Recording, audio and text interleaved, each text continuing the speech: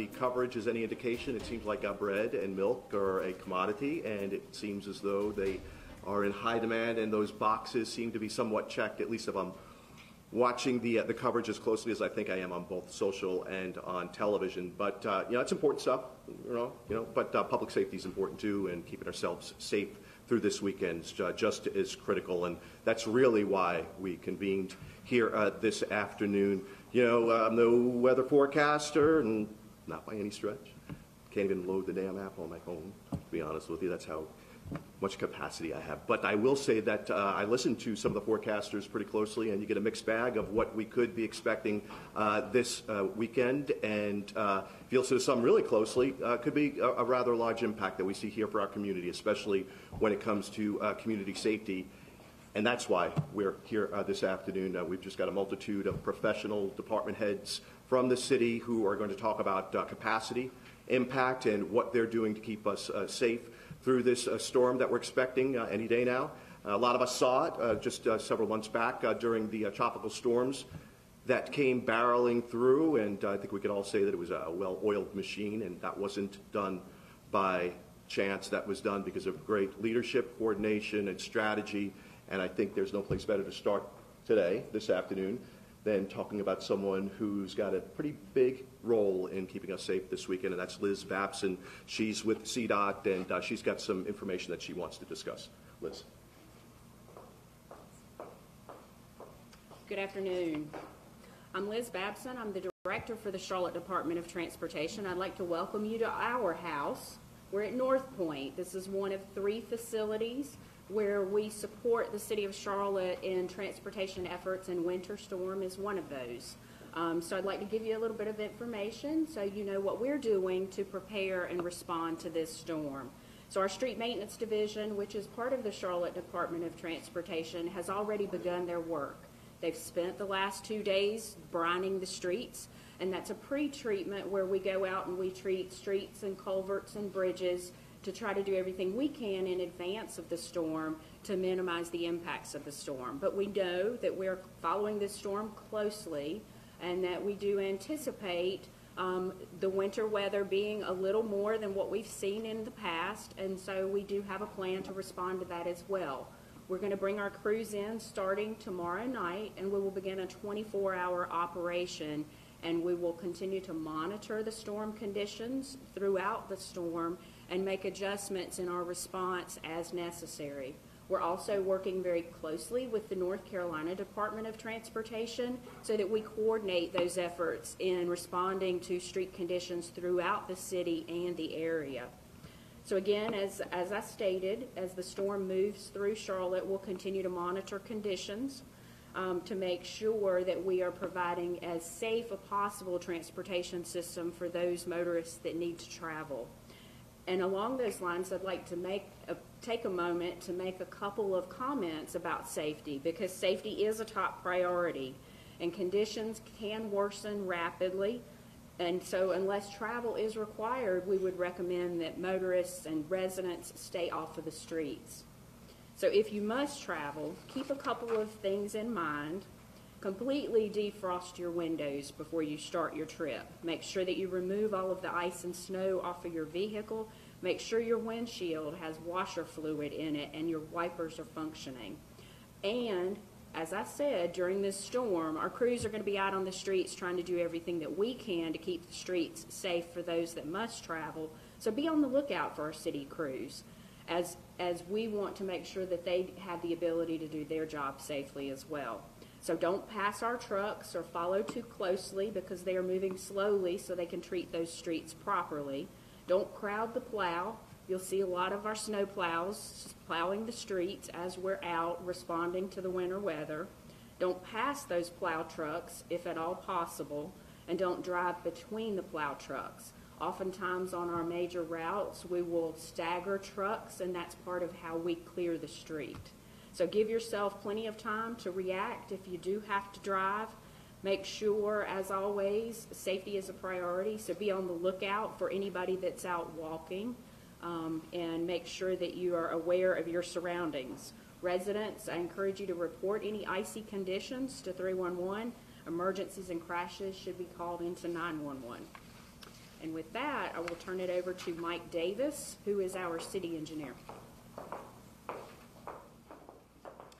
So good afternoon.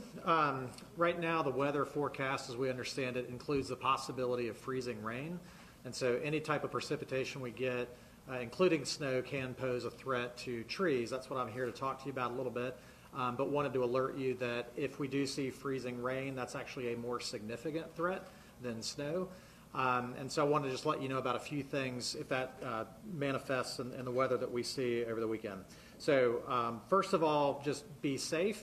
Again, be aware that that's a hazard in terms of trees that can fall, branches that maybe fall, so whether you're out, as Liz previously said, we prefer you stay off the road, but be aware that that's an increased threat. Secondly, I would ask that if you see a tree that has fallen across a street, the best thing you can do is call 911. The reason for that is that will trigger all the right things to happen for the city and utility companies to respond. Sometimes when trees fall, they'll take down power lines, and the first thing that has to happen is we have to de-energize those lines with Duke Energy and make sure it's safe to do that work. The last thing I'd like to tell you is just that if it turns out that we see a significant event that brings down a lot of trees, our response protocol will be much like what we saw during the hurricane, which is to say we will clear all streets and we will do it on a priority basis, making sure we treat the highest priority streets first, and including making sure there's access to critical facilities like hospitals, et cetera.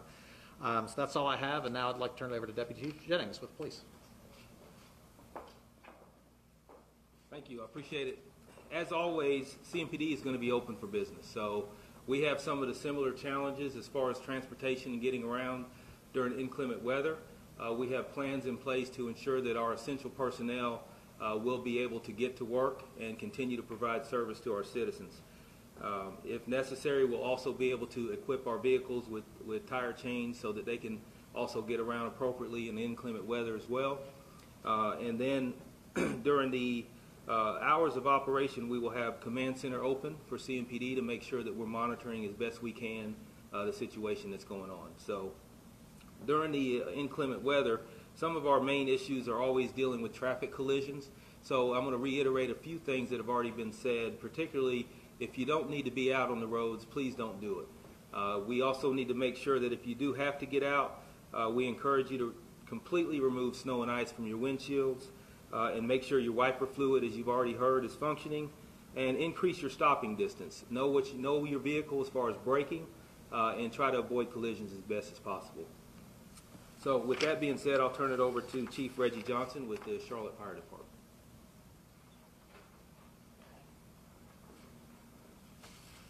Good afternoon. Charlotte Mecklenburg Emergency Management Office will be opening the Emergency Operations Center tomorrow evening. We'll be in a monitoring phase. Charlotte Fire Department will be doing a modified upstaff just in preparation of possible trees down and power lines down. I'd like to review just a few safety items. Now's the time to start gathering your supplies. Between now and tomorrow afternoon, take advantage of the weather as we have it today. Just in case the power goes out, be prepared to be without power for up to 72 hours. Keep in mind some of your specific needs like medication. Don't forget your pets.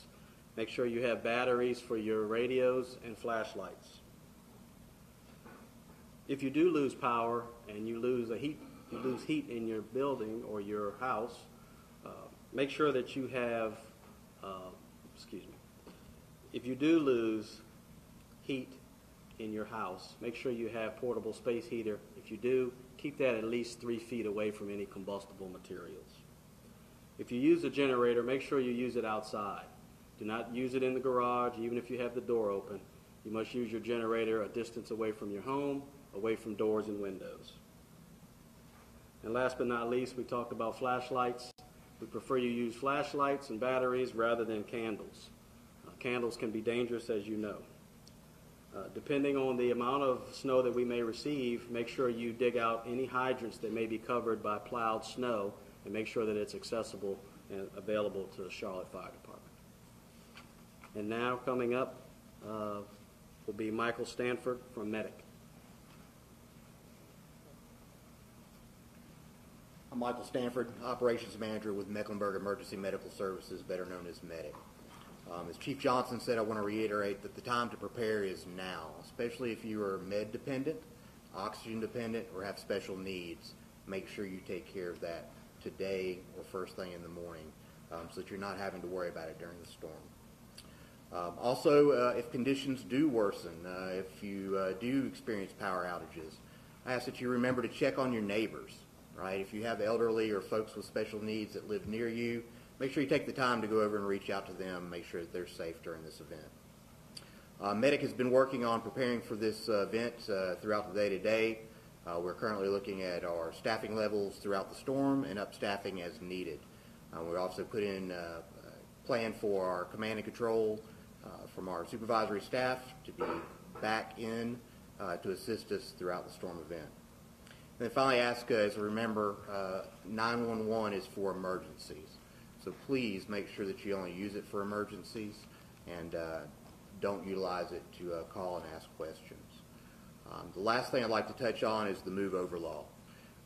As if you have to be out in these conditions and you see emergency workers, utility workers, or others on the side of the roadway, please make sure you move over and give them plenty of room to operate.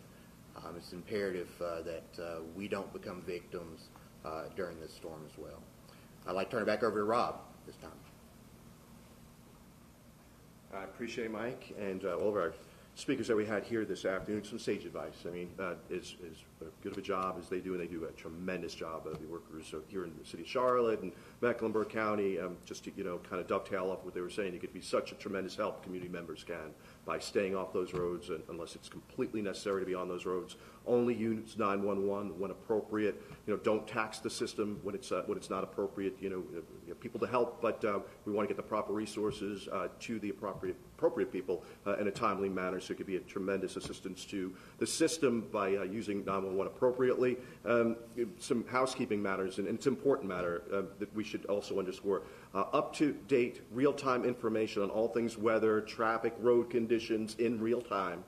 charlottenc.gov/emergency. It's up and running. It's real time. It's important. Pass that along. I can't underscore enough how much important information you'll find there. It'll be a tremendous help in helping you navigate through this weekend. So what we'd like to do before we all get to getting is perhaps open it up to some questions for our respective speakers that we had here this afternoon. We'll do our level best to get them answered, and we're off to the races.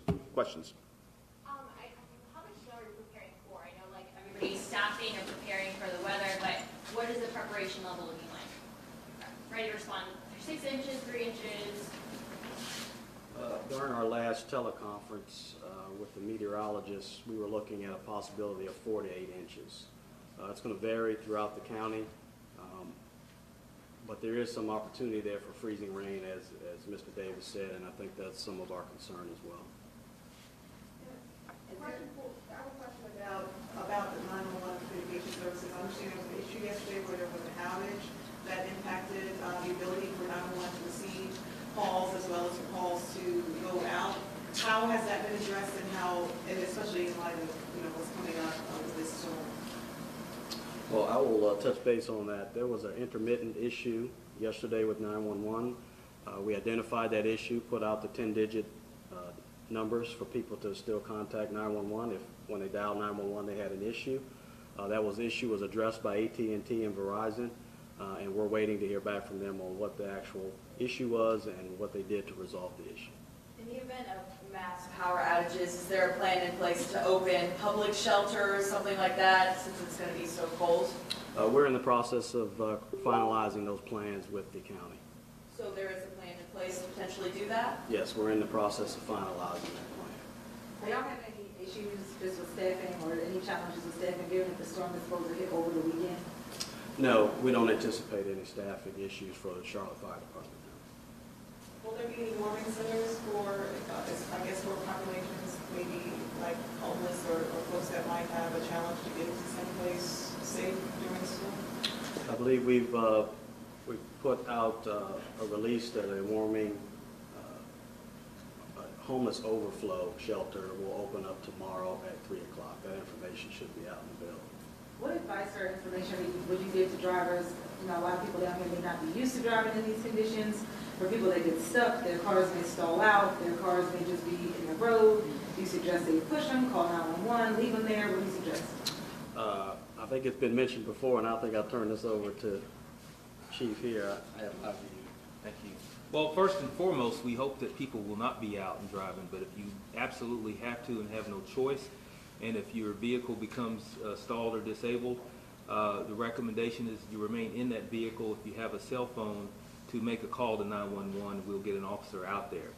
If officers are encountered with vehicles that are abandoned or left on the side of the road with no occupants, then we have a process that we will be able to check those vehicles and also tag that vehicle with a strip of tape or something to indicate that it's already been checked out and that no one's inside. We certainly don't want anybody left inside of a vehicle for any long periods of time without knowing that they're in there. I know everyone keeps repeating, don't be on the roads, which is really smart, but when should people really not go out on the road anymore? Like, what would you say would be not necessarily the curfew, but the recommended time of after this time on this day, no longer? Well, it's all dependent on when the front gets here and when the weather begins. I think as soon as you start seeing any precipitation, that's the time that you would not want to be on the roads. It's unpredictable as to what's going to ice over, when that will change over in the snow. Those are the types of things that you don't want to get caught out as you're running errands thinking that you can beat the storm, and all of a sudden something suddenly happens that Post whatever this comes through, maybe being stuck. Yeah, absolutely. Well, from our perspective, it goes beyond when this storm is actually coming and going. You also have to deal with issues of wet roadways in the mornings. My understanding is that the temperatures will be below freezing for most of the week, particularly in the mornings when you have a possibility of black ice, things that you cannot see that will cause hazardous road conditions. I have a question for Charlotte DOT.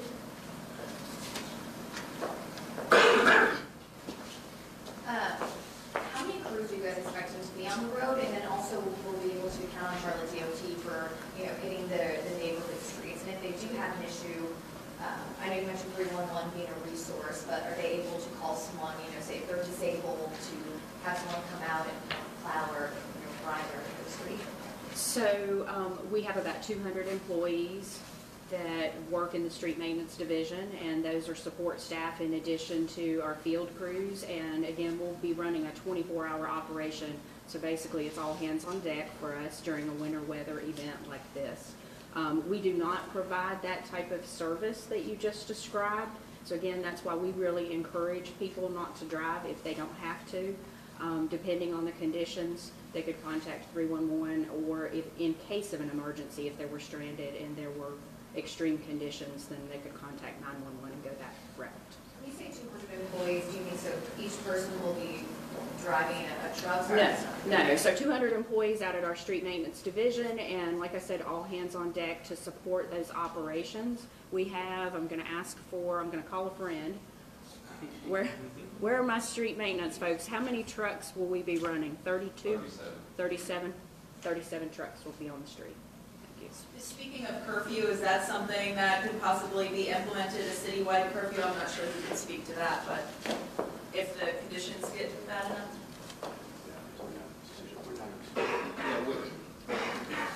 That would not be a decision that would come directly from us. That would come from, that would be with Mayor Lyles, would have to be in that communication as far as curfews are concerned. I also had a question for CDOT. There's got to be a more efficient way to do this. I know you said that you guys have already started some brining. I know on some of those secondary roads as well. I know typically you guys don't do the brining as much when there's rain anticipated because it'll wash away. Are you planning to go over those roads again that you've already done if that happens, if it starts to rain? Possibly more so before snow comes? Yes, so it really just depends. There are a couple of things that we consider. Obviously, the type of precipitation, whether it's freezing rain, whether it's snow, whether it's just rain, and the temperature. And so our folks, when they come in tomorrow night, will look at those conditions and make the best determination for the response given those conditions at that time. So it really just depends. But the brining is a super quick, inexpensive thing for us to do. And it's a great way to get out there and give us a little bit of time to get in and get that response plan in place once the winter weather event comes in. Can someone clarify what type of incident warrants a call to 911 versus 311? Because I know you mentioned that if a tree falls over a street, that is an emergency for 911. Just to kind of clarify for people so they know who to call. I'm going to give a part of that answer, and it may be that public safety personnel want to supplement this, but the part that I'll speak to really is just the trees. So again, the condition would be if a tree falls and blocks a roadway, that's when it needs to be a 911 call. And I'm going to turn it over for any other thing public safety officials want to comment on. Well, we're kind of on a fine line that we don't want to deter people from calling 911. If it is an emergency, if they feel like there is a threat to property or life, that they certainly want to call 911. As you heard said earlier, that just to simply ask a question or to give information, that is not the proper use of 911. I have a question for CDOT just about the snow plows and the numbers. Sorry, trying to get you a lot of times. You said there's 37 trucks, correct? Yes. Okay, and then if the need is higher, are you going to be contracting from outside the area, or how does that work? Absolutely, that's part of our snow response plan. And so if this were to continue on for multiple days and we found pretty quickly, we'd know that we weren't able to sustain the response necessary, we have contracts in place where we can put those contractors on call and bring them in to supplement our staff resources. And what areas are they contracted from? Like, what part of, we don't know. I have no I don't know if idea. they're from Georgia or from, I have no idea. all right, well. I would wrap it up. Just underscore again, charlottenc.gov/emergency, and just a wonderful resource for up-to-date information on weather, roads, and I think chief from over here at BTV. I guess it's really hard to quantify what requires a 911 call, but I think we'd all be in a position to say what does not constitute a call to 911. Checking on the weather, checking on when you think school's going to open again, ordering food. I mean, we get it all, and just and some people in the room are smirking, but I mean, as cute as it sounds, it's something that ties up lines and something that could slow down response. So we have to be really diligent about reminding folks that it's for emergency purposes, trees down and car collisions and things that are related to public safety. So. When was the last time the whole team, I guess, responded to a storm of this magnitude? I think it would be hard to say, and we don't know what kind of magnitude this storm's going to bring. But we're not going to wait around and see what it brings. We're going to have ample resources and personnel and staffing, and we're going to put all our best feet forward and do our level best to make sure that we keep the community safe. That's what we're charged to do, and that's what we're going to do. We've seen it before, and you should expect no less of a response this go around. One question that I haven't heard answered, any special plans for the airport, people can go on there, anything? We could follow up with you offline on airport, or make it somebody, a representative available. I don't have that information with me firsthand right now. Anyone? Appreciate the turnout. Hey, look, everybody. Yep. Are we going to receive updates every few hours? Yep, and I would encourage you, again, encourage your viewers, listeners, readers, charlottenc.gov/emergency, up-to-date, real-time information on all developments as they occur. So wonderful, wonderful resource, can't say it enough. And they should certainly leverage that and take the opportunity to review that, because there'll be relevant information that'll be updated regularly. Cool? Be careful, everyone. Appreciate the turnout, and I know it's going to be a long weekend. Be careful, and we'll circle back when appropriate. Thanks.